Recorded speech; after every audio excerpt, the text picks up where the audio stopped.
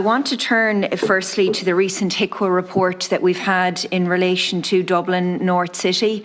And I was concerned in reading the child protection issues raised in this report, given this is a regulated setting, which would make you wonder what happens in settings that aren't regulated.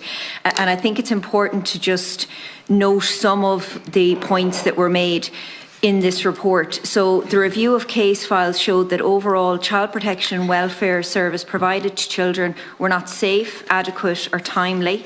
For some children, over 6 months passed before any action was taken with regard to safeguarding risk that had been identified. Others remained allocated to staff who were on extended statutory leave and received no contact from child protection and welfare staff. One example was a child with a disability who was non-verbal, who was waiting completion of a preliminary inquiry and safety planning for over 2 months. I have to say it reminded me of the Grace case. Some children were allocated to workers who did not have child protection and welfare training or experience. There was poor governance and oversight of the service at all management levels. It was of significant concern, given the significant risks identified in the April 2024 inspection, that the self-assessment questionnaire returned by the provider in advance of the inspection had deemed that the service area were substantially compliant with 4 capacity and capability standards assessed, and it was found, of course, they weren't compliant at all, yet they essentially said they were and they weren't. Really concerning. Significant number of children in terms of the front door then. Some of these referrals were found to be waiting over 6 months to be screened, when TUSLA's own requirement is that referrals are screened within 24 hours. This meant that these referrals had not been reviewed by a social worker to determine if the child was at immediate risk of harm, and if needed, immediate safeguarding action was not taken.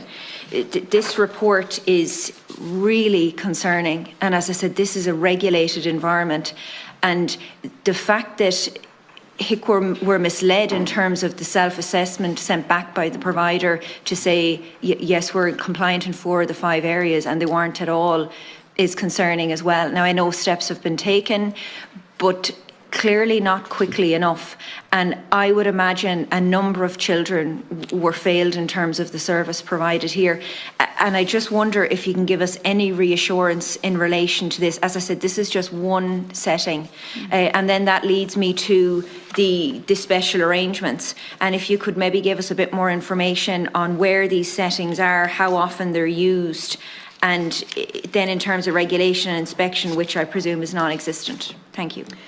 I might start off, and Jerry maybe might talk in some more detail to the DNC, but I think it is important to say, so just to say, first of all, we fully accept the findings of the HIQA report. I think one of the really important mechanisms that we have available to us is that external oversight from HIQA. I think if you look within that month that the DNC report was published, there were other reports published in Dublin and in Donegal and in other parts of Dublin that were substantially compliant or fully compliant.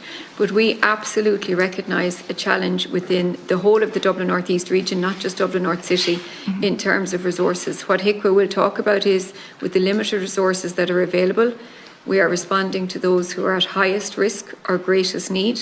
And I think we've been very open, and I certainly have been open in the fact that we are not getting to all of the children that we would want to get to in the way we want to get to them. There's a significant number of vacancies in that region, but it also did show up challenges in relation to governance and in relation to oversight, which have been dealt with.